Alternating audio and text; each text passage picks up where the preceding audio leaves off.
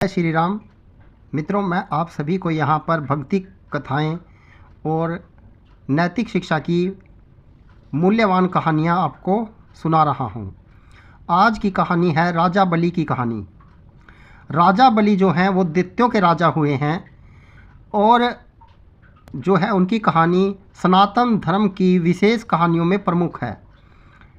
राजा बलि की कहानी, दैत्यराज बलि की कहानी सनातन धर्म की सबसे प्रमुख कहानियों में से एक है। भगत प्रहलाद के पोते और राजा विरोचन के पुत्र थे। महाराज बलि राजा विरोचन की पत्नी सुलोचना ने महाराज बलि को जन्म दिया था। विरोचन के बाद महाराज बलि ही दैत्यों के अधिपति हुए और उन्हें दैत्यराज बलि भी कहते हैं। एक बार की बात है, जब समुद्र मंथन के बाद देवगण बहुत शक्तिशाली हो गए, तब देवासुर संग्राम हुए। उस संग्राम में देवताओं द्वारा महाराज बलि और उनकी दैत्यों और असुरों वाली सेना का भी नाश हो गया।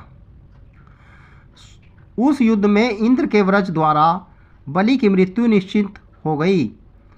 तब शुक्राचार्य जो दैत्य गुरु थे, मित्रों दो गुरु हुए हैं, एक तो देवगुरु बृहस्पति जो देवताओं के गुरु हैं और दूसरे शुक्राचार्य जो दैत्यों के गुरु हुए हैं।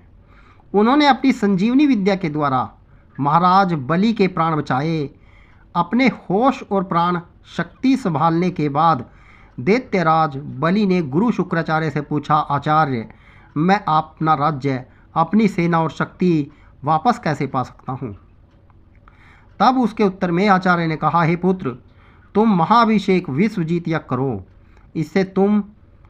इसे तुम्हें तुम्हारा हारा हुआ राज्य, सेना और शक्ति सभी पुनः प्राप्त हो जाएंगे। आचार्य की बातें सुनकर बलि यज्ञ करने को तैयार हो गए। आचार्य की देख रेख में यज्ञ आरंभ हुआ। इस यज्ञ में अग्निदेव ने प्रकट होकर महाराज बलि को सोने का दिव्य रथ दिया, जिसमें 4 घोड़े बंधे थे। वह रथ हवा की गति में दौड़ने की क्षमता रखता था।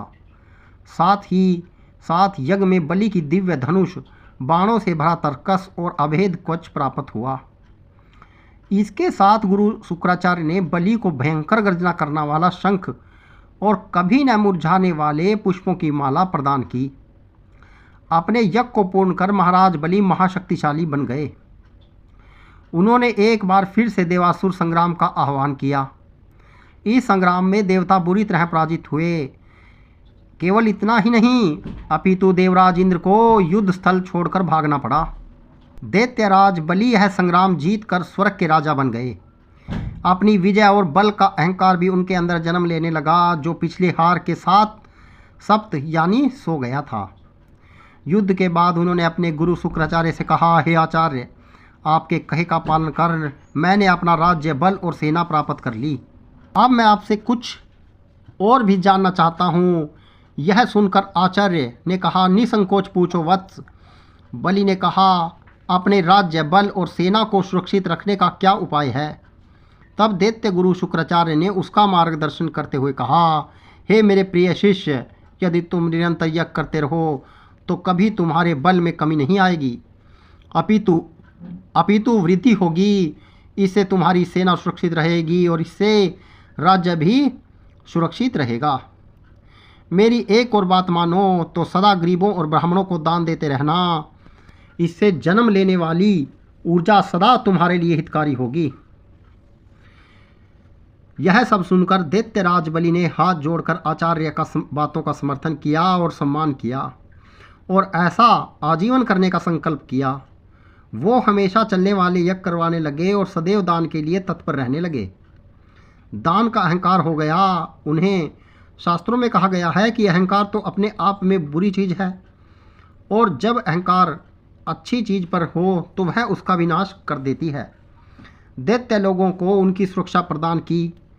इस वजह दैत्य सबको कष्ट पहुंचाने लगे। उधर देव माता आदिति इस देवासुर संग्राम में हताश हो गई थी। उनके पुत्र निर्वासित जीवन व्यतीत कर रहे थे। उनके पुत्र देवराज इंद्र देवगुरु बृहस्पति के कहे अनुसार घोर तप कर रहे थे। यह सब देखकर माता आदिति विचलित हो रही थी। फिर अपने पति महर्षि कश्यप के कहे अनुसार वे भगवान विष्णु की आराधना करने लगी। उनकी आराधना से प्रसन्न होकर भगवान विष्णु ने उन्हें दर्शन दिए। प्रभु के दर्शन से प्रसन्नचित्त होकर माता आदिति ने प्रभु से कहा, हे परमेश्वर, आप देवासुर संग्राम से अवगत हैं। मेरे पुत्रों की दुर्दशा देखिए और देवताओं की सहायता कीजिए।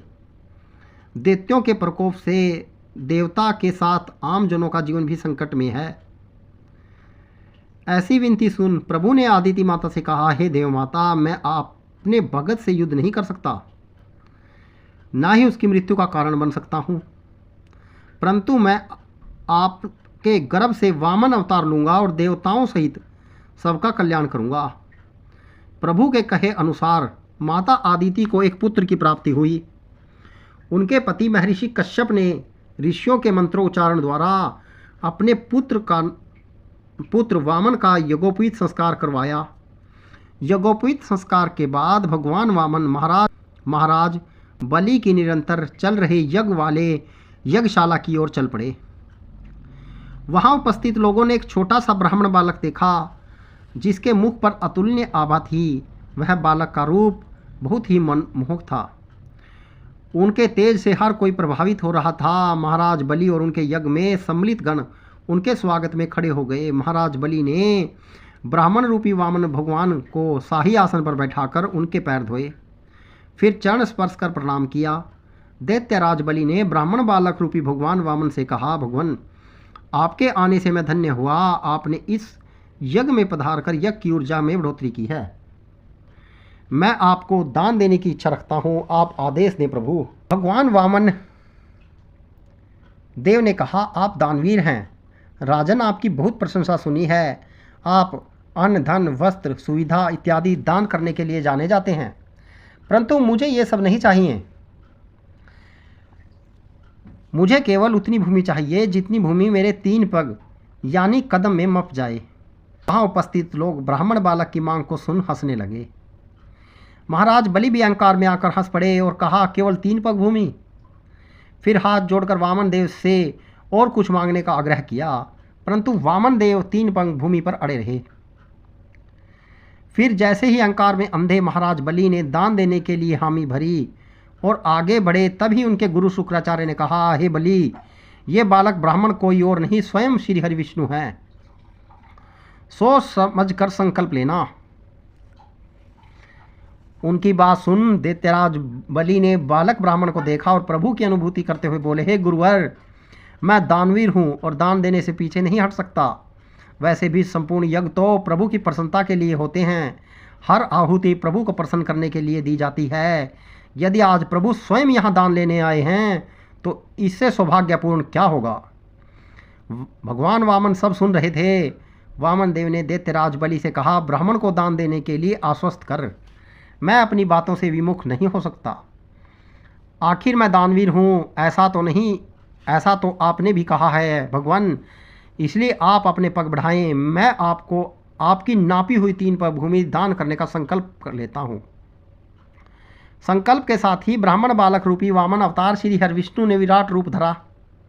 भयभीत होकर इधर उधर भागने लगे। यज्ञ में सम्मिलित जन हो या यज्ञ दृष्टा या फिर पशु, सब ही भागने लगे। प्रभु ने एक पग में पृथ्वी, दूसरे पग में आकाश को नाप दिया और फिर तीसरे पग के लिए अपने पैर उठाए और बलि की ओर देखा। तभी बलि ने हाथ जोड़कर अपने घुटनों पर बैठकर कहा, हे प्रभु, तीसरे पग में आप मुझे नाप लें और मुझ पर भी स्वामित्व स्थापित कर लें।